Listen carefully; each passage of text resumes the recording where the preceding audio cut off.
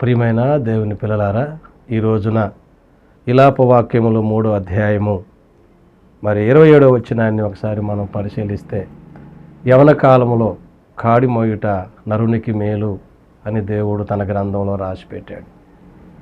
అయితే ఈ రోజున మనం ఆలోచించినప్పుడు అనేక మంది యవన బిడ్డలు దేవుని కాడి అనగా దేవుని యొక్క ఉద్దేశాలు, దేవుని చిత్తం, దేవుని ఆలోచనలు తీసుకొని వారి ఆ యొక్క ఈ లోకమనే ఈ సముద్రంలో వాళ్ళ ప్రయాణం కొనసాగించకుండా మరి సాతాను యొక్క ఆలోచనలు లేక సాతాను కాడి ఎత్తుకొని ఎంతోమంది కీడులో పడిపోతూ ఉన్నారు.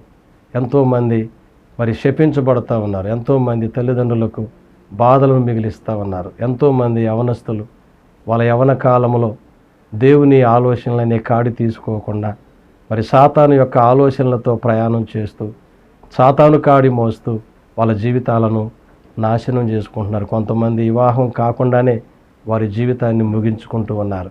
కాబట్టి ఈ రోజున దేవాతి దేవుడు తన వాక్యం ద్వారా మనకేం తెలియజేస్తా ఉన్నాడంటే, యవన కాలంలో దేవుని సన్నిధికి వచ్చి దేవుని మాటలను విని దేవుని వాక్య ప్రకారం జీవించటం, దేవుని ఉద్దేశాల కోసం పరిగెత్తి ఆయన సన్నిధిలో కనిపెట్టుకున్న వారిని ప్రపంచానికి ఆశీర్వాదకరంగా, దీవెనకరంగా, మహిమకరముగా మారుస్తూ ఉన్నాడు.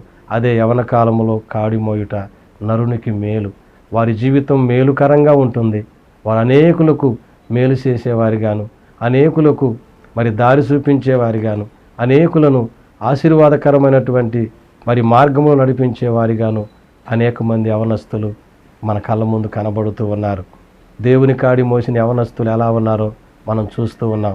సాతాను కాడి మోసినటువంటి యవనస్తులు ఎలా ఏమైపోయారో మనం చూస్తూ ఉన్నాం. కాబట్టి ఈ రోజున యవన బిడ్డలుగా ఉన్నటువంటి మీరు దేవుని వాక్యాన్ని విని దేవుని వాక్య ప్రకారం జీవించి ఒక ఉన్నతమైన స్థానంలో మీరు హెచ్చించబడి అనేకులకు మేలుకరంగా ఉండాలని దేవుని సేవకుడిగా మనసారా కోరుకుంటున్నాను.